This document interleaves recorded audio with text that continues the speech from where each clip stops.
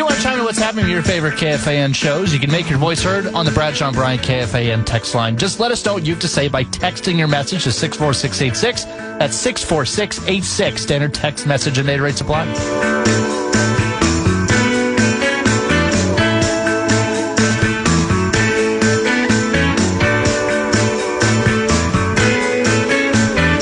Hour 3 of the 3-hour broadcast, actually telecast too. We were streaming live on the social channels earlier. We're at the Meadows at Mystic Lake. It's the Vikings Foundation golf event. I'm the common man, Dan Cole.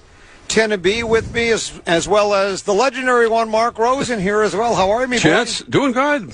I enjoyed listening to your drive-bys, as you called them, in the golf cart. That was unique. We were doing drive-bys. We ran into legendary, man. Think about Pete Bursich. When I see the legendary Pete Bursich, honestly, I get goosebumps. Yeah. And then Ron Johnson.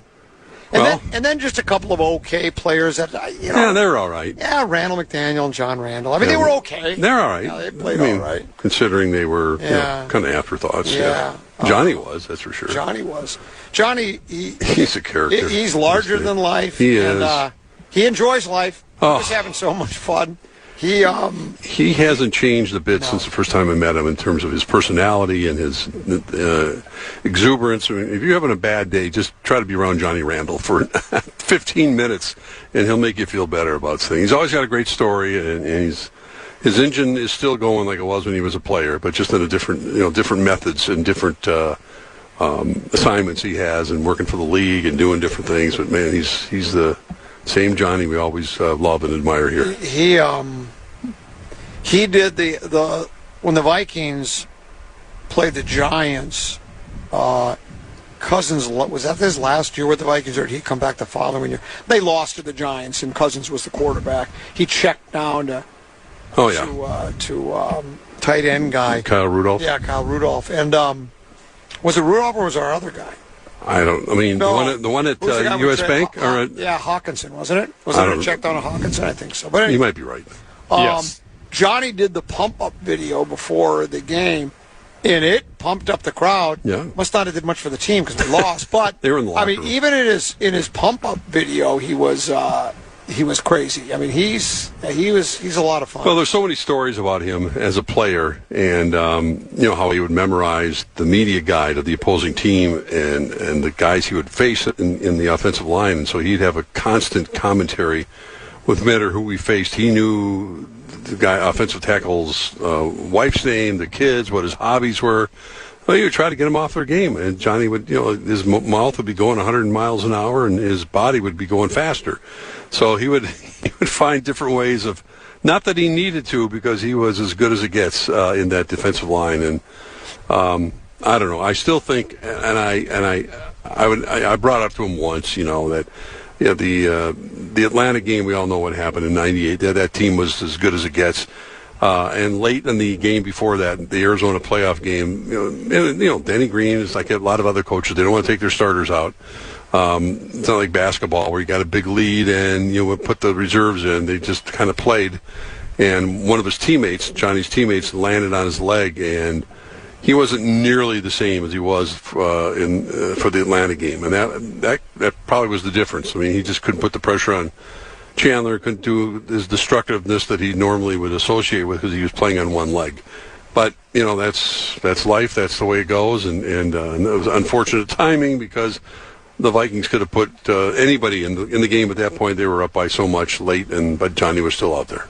I remember playing with Johnny Randall one time along with Meat Sauce. We were out at their club.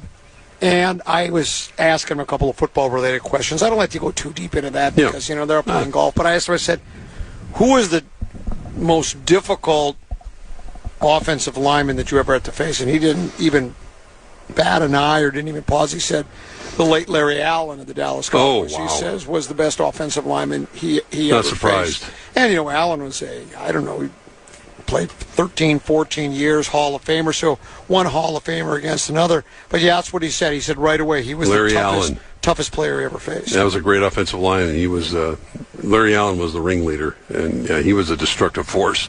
Yeah. That would have been something, if you look at someone that had a camera just on those two going at it for the entire football game, that would be a Ali Frazier type of fight.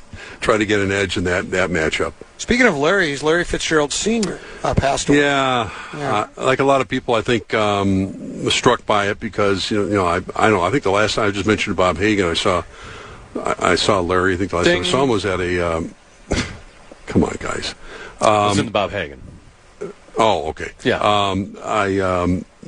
I saw Larry at a Timberwolves playoff game. I mean, he normally would cover the games, and I'd see him there, and I was in a different area, so I didn't get a chance to say hi, but I said hello to him all the time. And I think his impact here in the Twin Cities was profound in a lot of ways, and his workman, and Larry talked about it. I mean, Larry Sr. talked about it. I mean, after he lost his wife to cancer, he was really kind of never the same, but he kind of put his passion into his work and his relationships with a lot of the athletes in town and doing really good things for the community and I mean, I like everybody else. You don't see someone for a while, and all of a sudden, boom, you find out they just passed away. I think he was sick for a while, but again, timing. It's not the end all. The man lost his life, but I mean, not be able to see his son getting inducted into the Hall of Fame, which is shortly, right in August, is what. Going into Canton. I mean, remember, watching little Larry. And Mankato was the ball boy, and then through that speaking of the '98 season, he was a ball boy in the sidelines for the Vikings during that time, and he was working with Chris Carter and Randy Moss in Mankato and following their habits that developed him into the all-world receiver that he became, and Papa was obviously very, very proud of him, and his other son Marcus. I mean, so yeah, I mean, it's a loss for the community, and it's still, when you read something, you go, wait, what? And then it just kind of strikes you because you're not aware of a lot of people, what they're going through, right, health-wise, etc. So, yeah, condolences, obviously. And same thing. I would see him around games. I was certainly never a close friend, but I talked to him every once in a while. Yeah. And I first met him because he was working at the Fan when I first started working there. He and Eric Nelson were doing a show there. Yep. But so that's where I first met Larry. And you talk about his son getting to the Hall of Fame. Is that the video where Moss is the one that, because they always have somebody break the news to you, and they had trouble finding a way to get to Larry because he was just never around in any specific place, and I think Moss ended up, they tracked him. Yeah, I think you're right. It was set up through Hollis Kavner. Kavner set it up where Kavner said he told Larry, because Larry he's played in the program, and he goes, that's how the story was, and he told Larry, he goes, hey, I'm buying this yacht. I want you to come and see it and see what you think. So he goes, okay, I guess so. Well, Hollis really wasn't buying a yacht. He was one of his buddies, right? And then all of a sudden they go into the yacht, and there's cameras there, and of course there's Randy Moss to tell you're going into the Hall his of Fame. idol. I mean, his football idol. Yeah, so it was pretty cool. That is very cool. And I'm sure it's going to be a very emotional speech for Fitzy Jr. In Canton for now the obvious reasons, because he's one of those guys that you knew football was a means to an end, and as spectacular a career as he's had, he's going to do even greater things off the field, and I think he learned a lot of that from his parents and giving back and doing the things he's done, and just a gregarious guy to be around, and it's thrilling to see. I remember him as a ball boy on Mankato, and that I got you establish a relationship with the ball boys. Right. He played at Holy Angels and then went on with the Pit. I mean. He kind of was under the radar for a while, and then just exploded. I always wanted and hoped that he somehow it would have ended up here, but he came within an eyelash of winning the big game. Scoring the winning touchdown. Well, that's what's interesting too is, he had free agency. But he stayed with the Cardinals. He was loyal. He was very loyal. He could have probably said, you know what? It's time for me to move on and try to get a ring, but he stayed there. And when the Cardinals had some decent teams when he played for them. They were in the big game. Yeah, right. So, but it never worked out. But anyway. Well, may he rest in peace, Larry Fitzgerald Sr. So, we also ran into Randall McDaniel. Same thing. It's funny.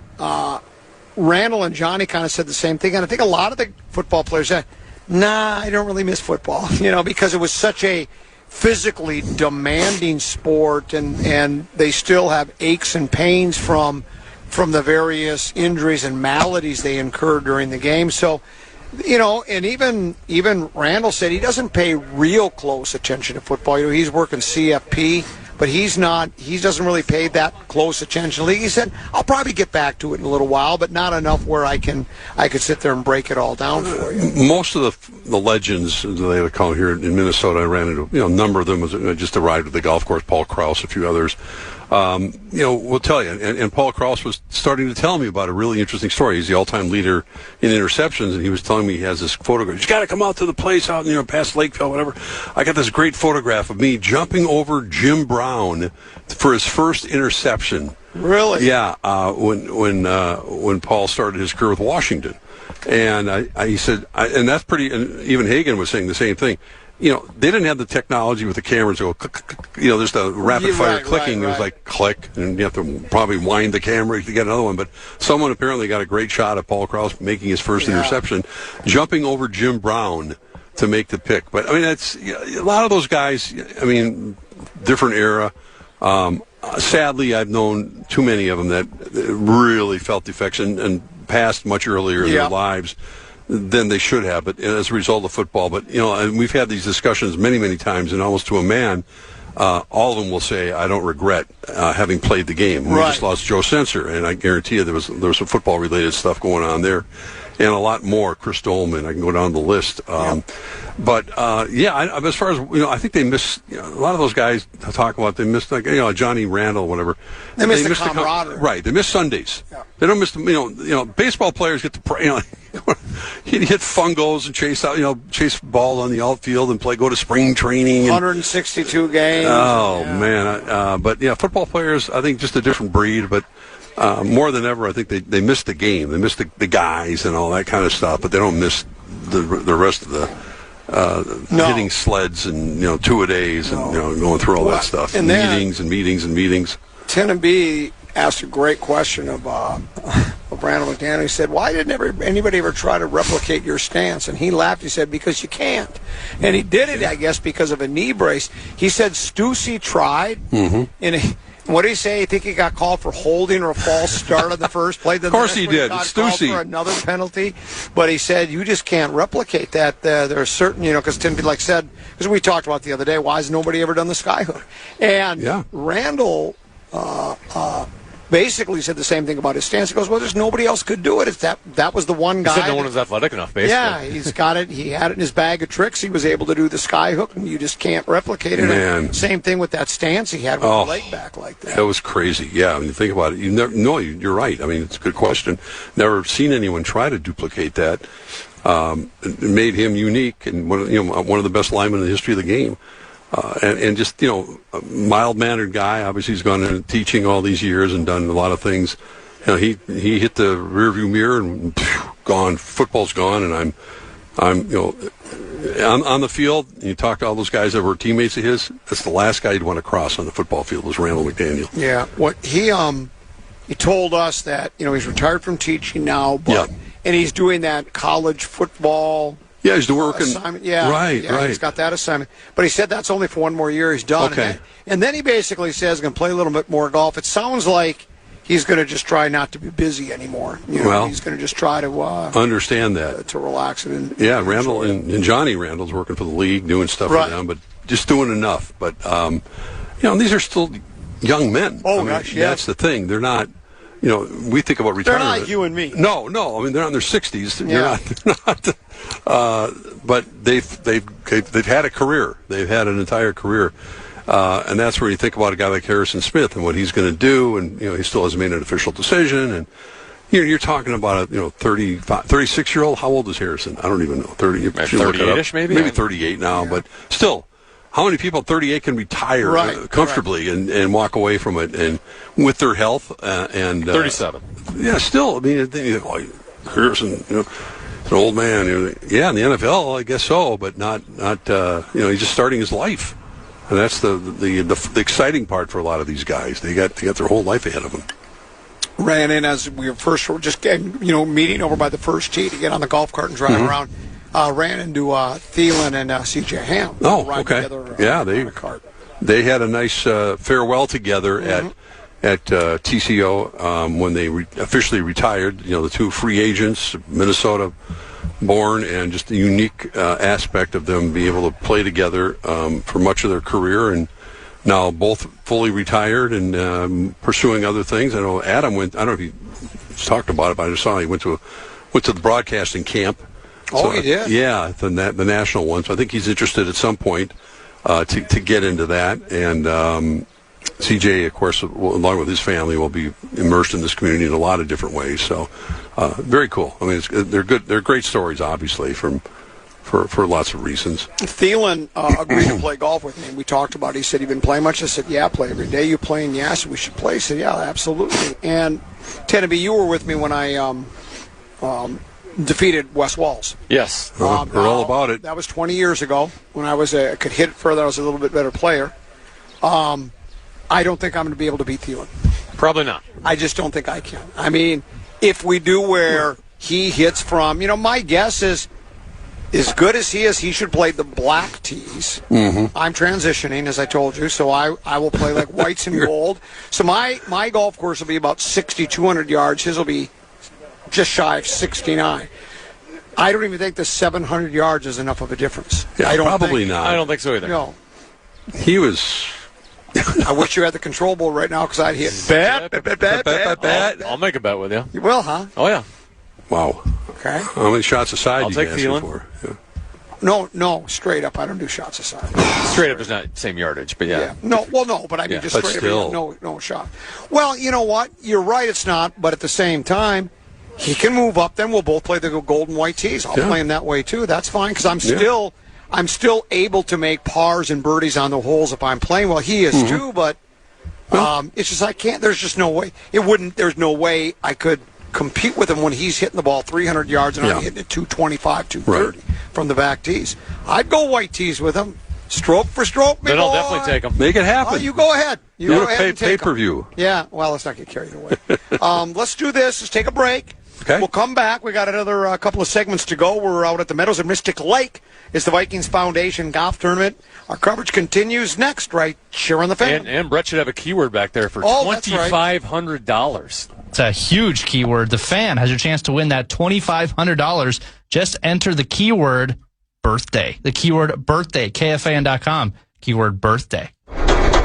You're listening to Roller Coaster Rosen with the Common Man on the Fan.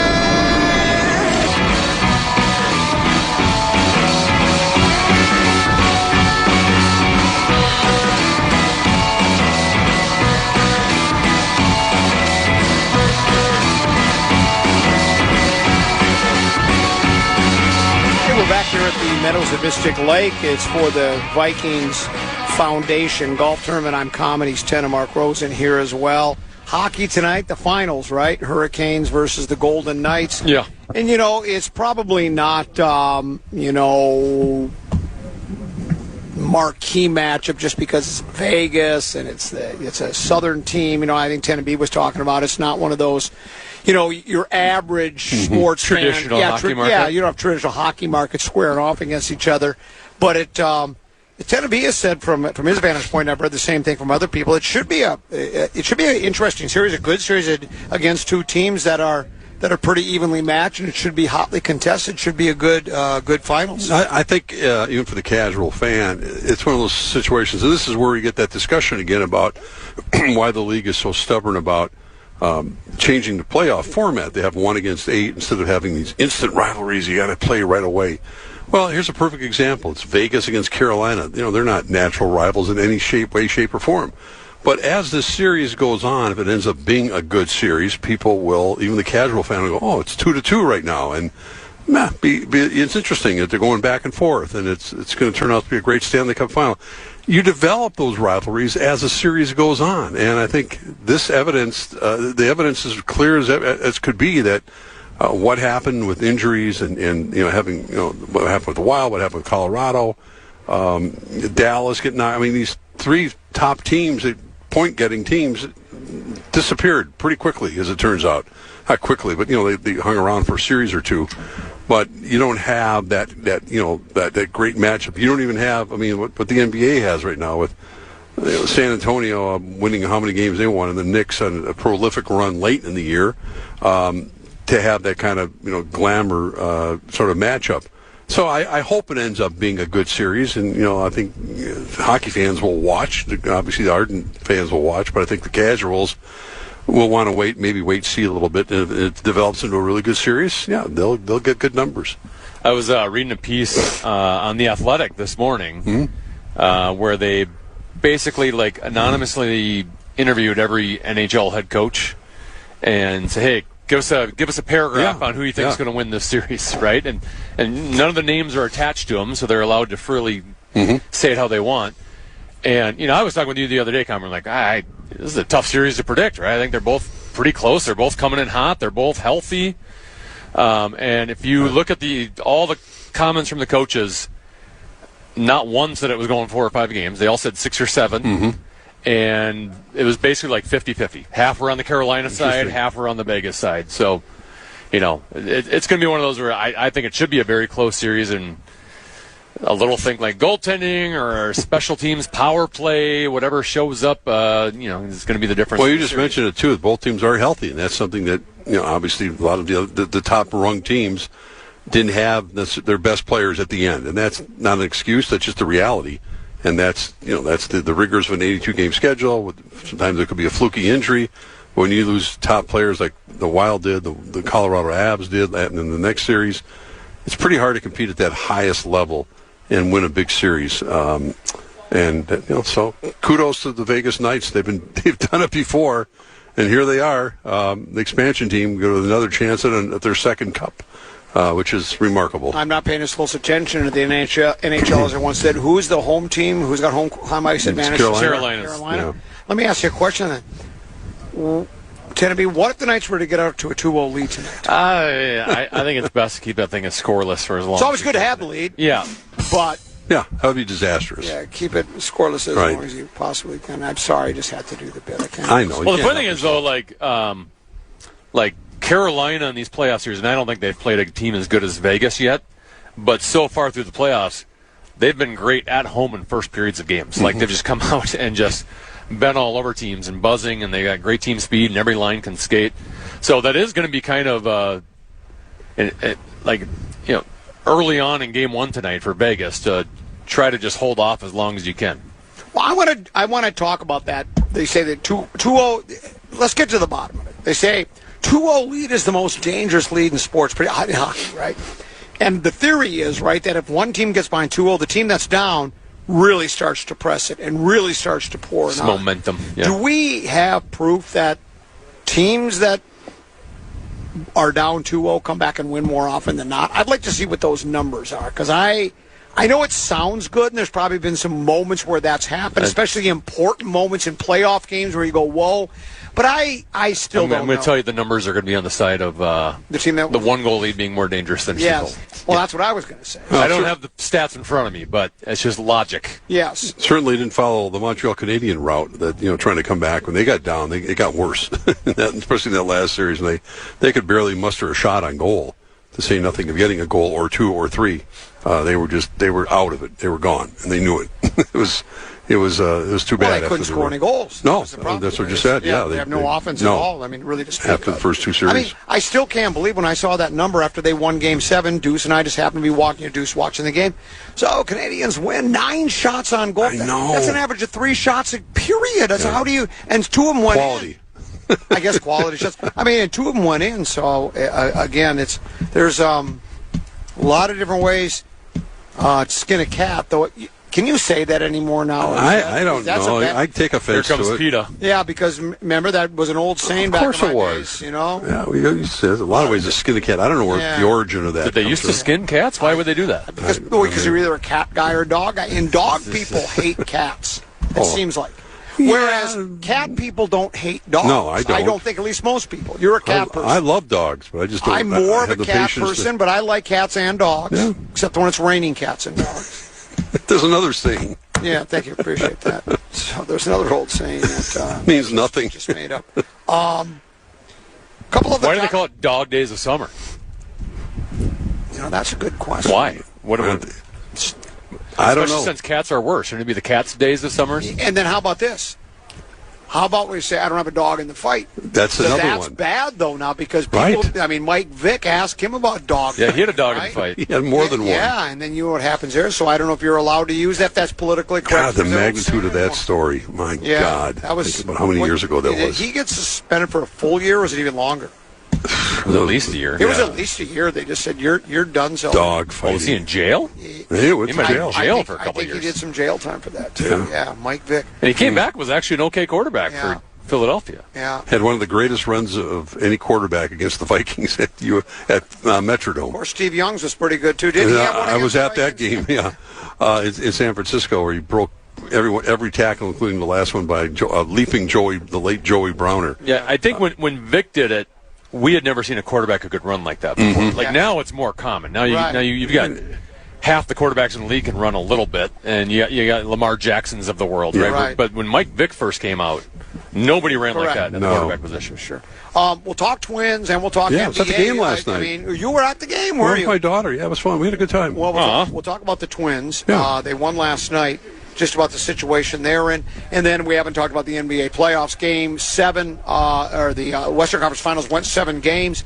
That series starts tomorrow. It's the San Antonio Spurs hosting the New York Knickerbockers. We'll come back for one more segment. We're out at the Meadows at Mystic Lake. The reason the Vikings are having their annual charity event for the Vikings Foundation. Short break, back with more here on the Common Man program on the Fan. You're listening to the Frog.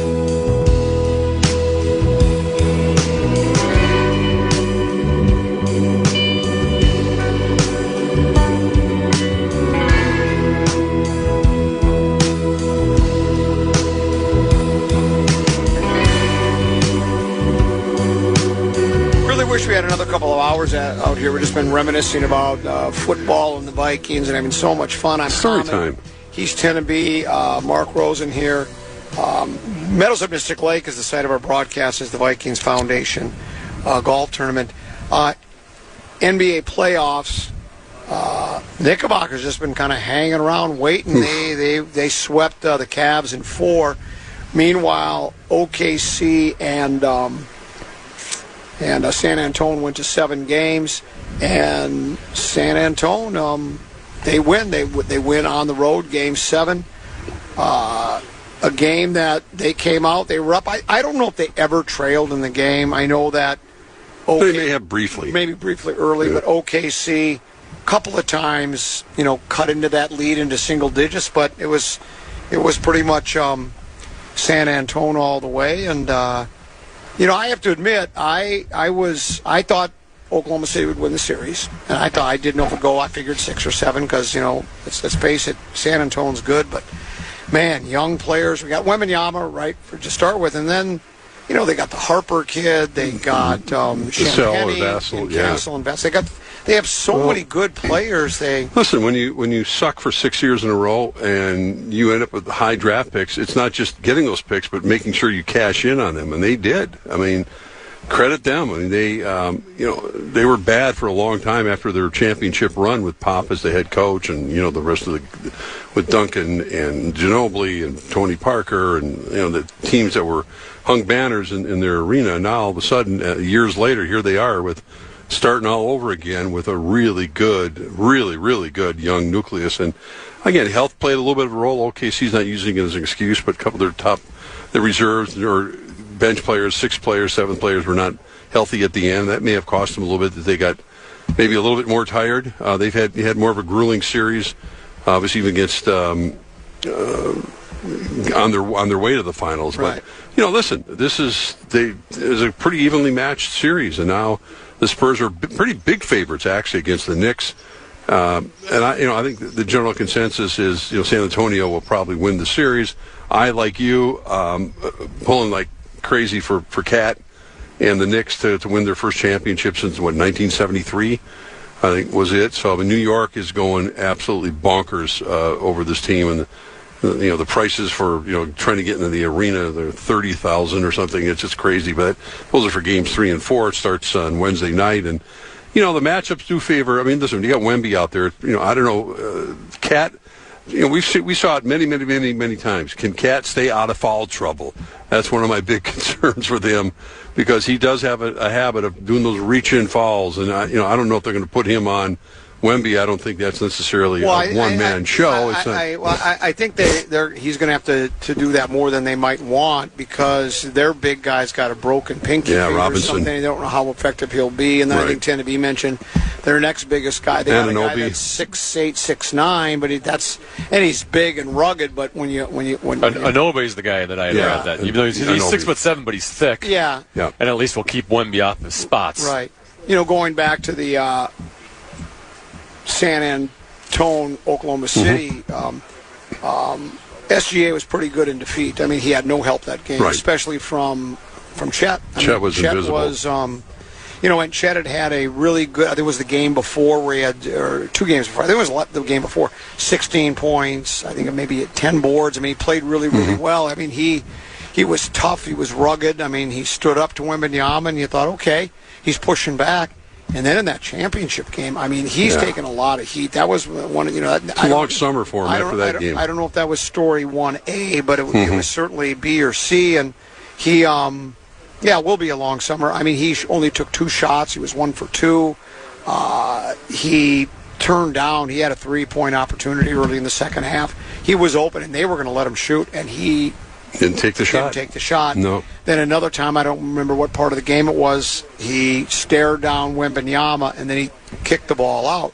He got it back again. He tried to go around Wembanyama, tripped on his own feet, fell down, turned the ball over, and it went. And, I mean, it's got to be tough on him, because he just signed a max deal. He's going to get, $241. Crazy. He was third-team All-NBA. He was runner-up in the Defensive Player of the Year to Wembanyama. He was really starting to come into his own. And, the thing is, it's not like, well, this was just a one-off.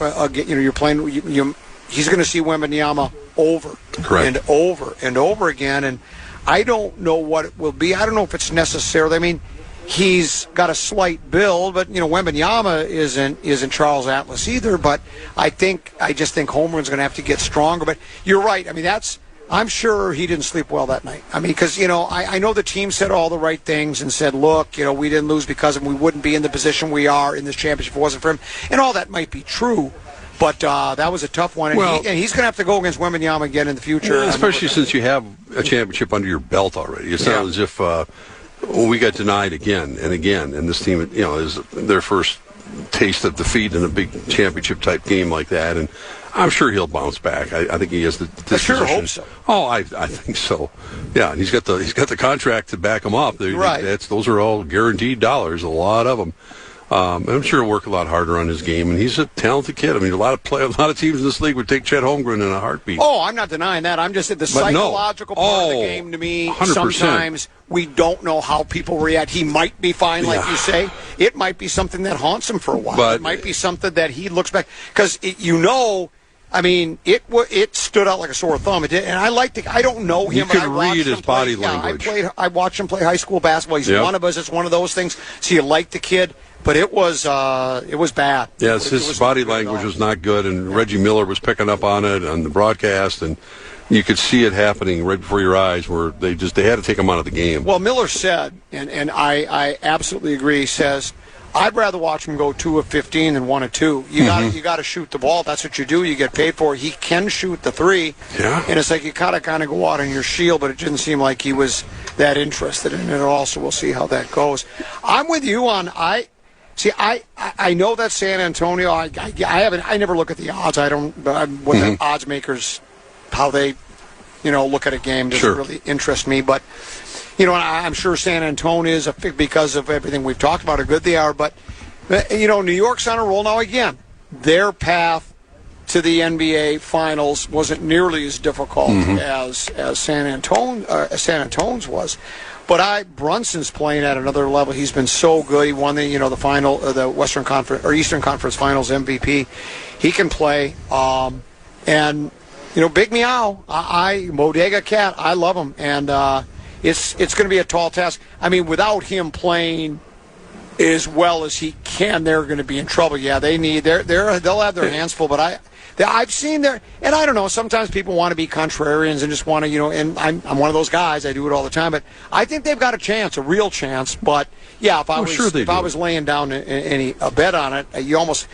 It is the Wembanyama factor. I was talking to Barrero about it. Barrero was like, well, let's not be too quick to anoint him, the greatest basketball player of all time, and he's right.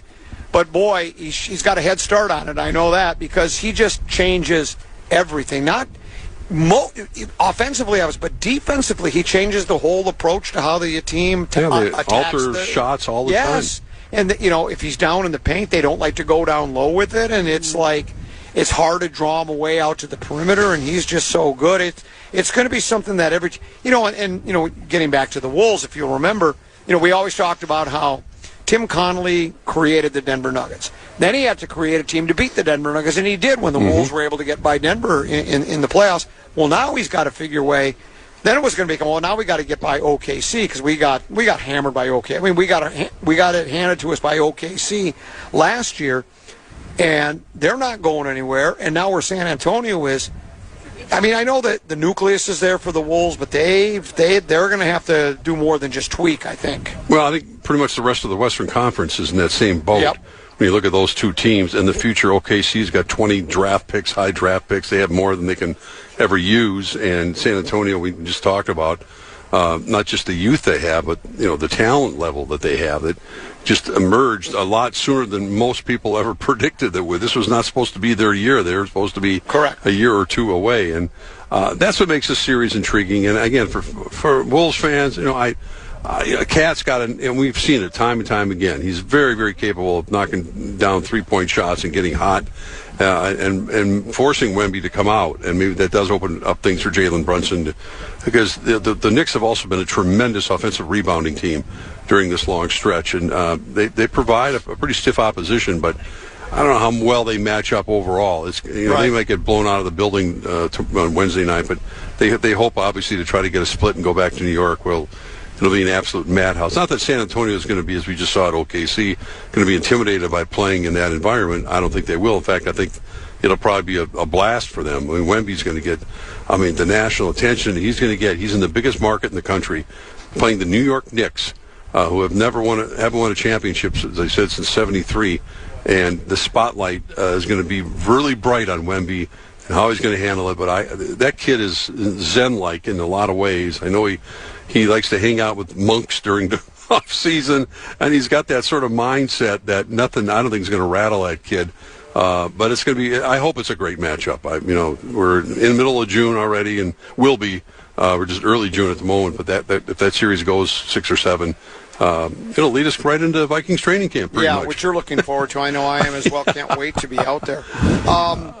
Your Twins club, you were at the game last night, you and your daughter. Yeah, we had a good time. You know what? Not a lot of people there as expected coming off that disastrous series they had. Against the Pirates. They had some good hitting at times in that series, but even last night, I turned to Chloe and went, well, Joe Ryan's going out of this game, all bets are off. Their bullpen is so shaky, and they're down to four starters basically now. Correct. And so you're trying to.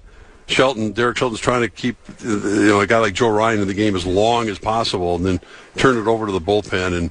And Tristan Gray hit the grand slam, which helped. And they had some good offense last night against a White Sox team, which has been very surprising and continues second place to be. White Sox. Yeah, but turn of Funderburk, and then they bring in Adams. I think at the end, you look up his ERA, it's over 8, and he gave up another 2-run. Is that bad? It's not good. Over 8, yeah. Yeah, over easy, over 8 . So. It's always an adventure when you turn it over to the bullpen, and a veteran like Taylor Rogers, who came back here, still been spotty at times. So it's always an adventure with these guys. So it's just the way it's going to be. I don't know. They picked up another pitcher, I think from the Pirates, just kind of off the waiver wire. Who says we're not buyers? Yeah, exactly, right, exactly. So New Polat in charge. Yeah, it was fun. It's a great environment. The weather was perfect last night. Where were you sitting? Down on the first base. No. Down on the first base line. Charlie doesn't have Champions Club seats? He does not. Oh. No. That explains that. No, he does not. No. Okay. Yeah, no, he wasn't Charlie, no. But it was fun. We had a good time. Yeah.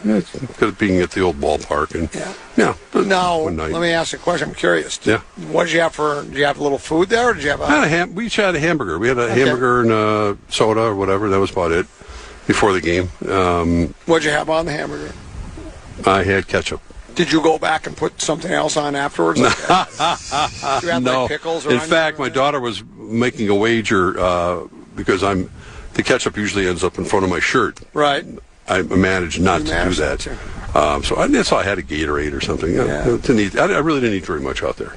I may watch my svelte figure here. So when I go to a game, Vikings, whatever, wild bag of peanuts in the shell. Tenneby hates me for this. I just drop those. Now, if I'm in the suite, I'm not going to drop the shells. But right below me, I eat those. I love. You know what I like about it? Because it's one of the cheaper food items to buy is a bag of peanuts. Plus, because you're taking it out of the shell, it takes a while. It's work to eat them. You can't if you give me like a hot dog, or you give me like a caramel corn, I can pound that down. It's done before you can finish a Wordle game. Oh yeah, exactly. Yeah. But if you've got the peanuts to take them all out of the shells, and then you know what my favorite thing is? This is the little kid in me. You ever get a peanut where it's got 3 peanuts in it?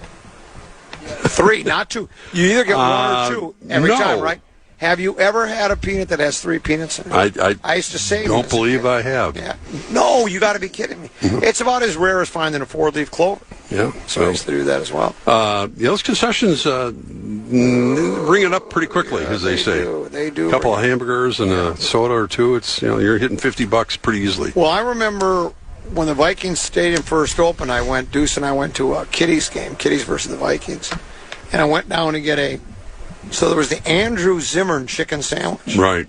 $15. For the... And... Mm-hmm. Which now is like the norm for pricing. Yeah. It is. And they didn't even throw in...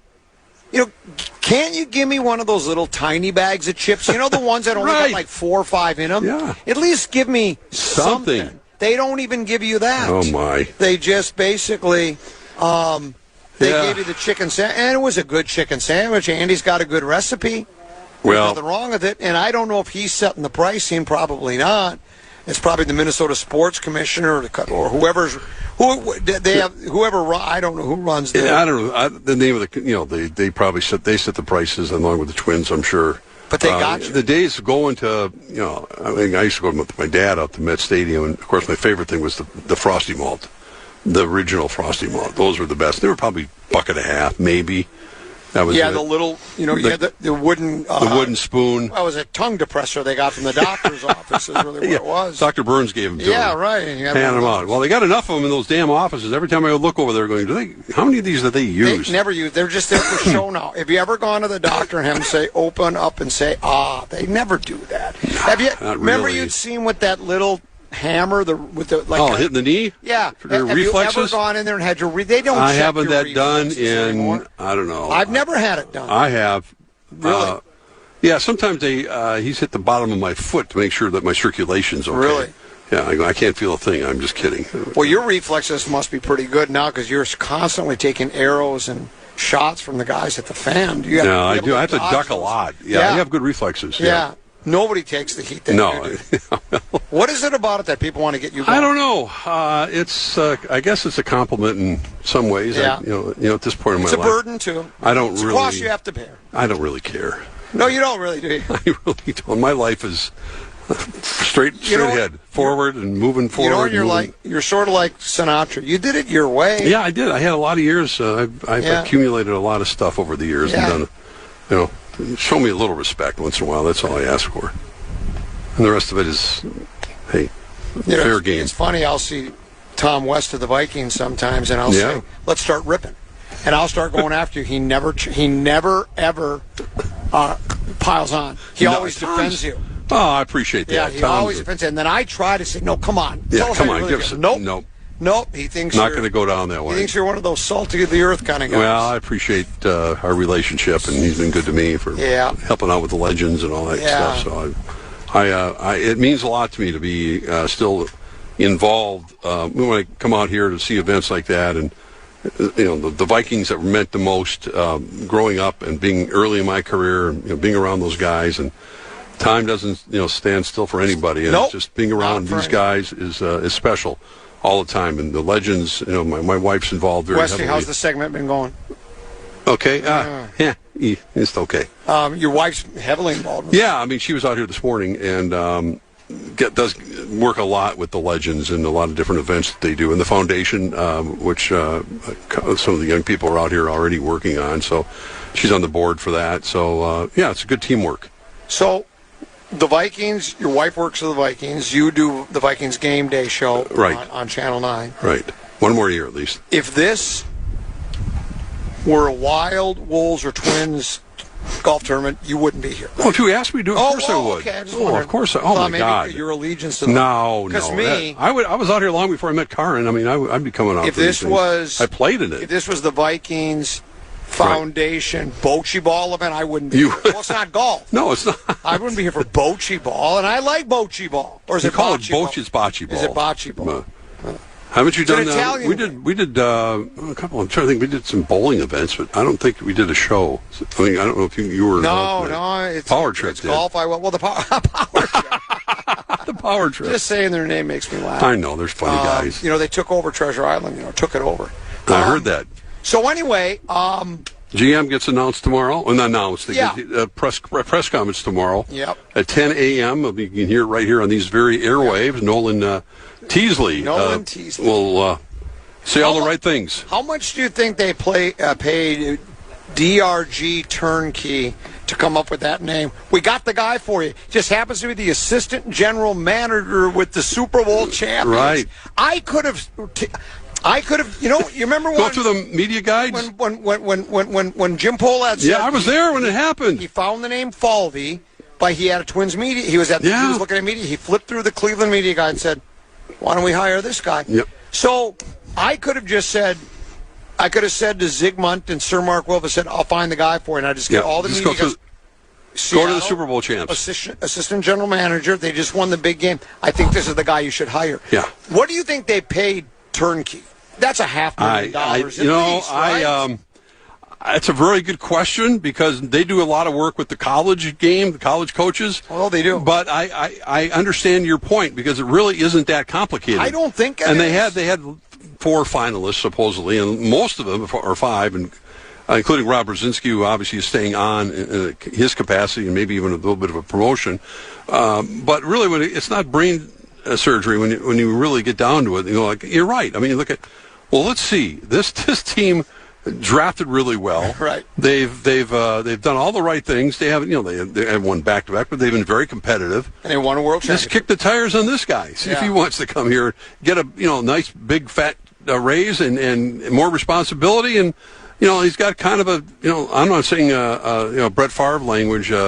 Team without a weakness, or that all the pieces in place, but he's got a lot of pieces in place here. You'd be scratching your head if they said assistant general manager of the New Orleans Saints. Then you'd be scratching your head, right?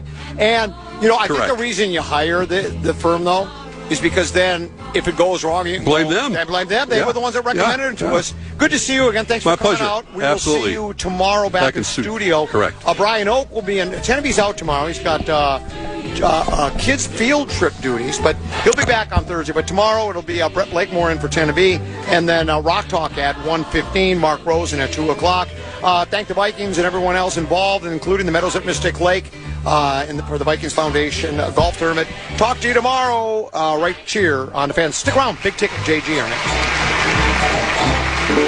Good night, folks, and good night, Mrs. Calabash, wherever you are.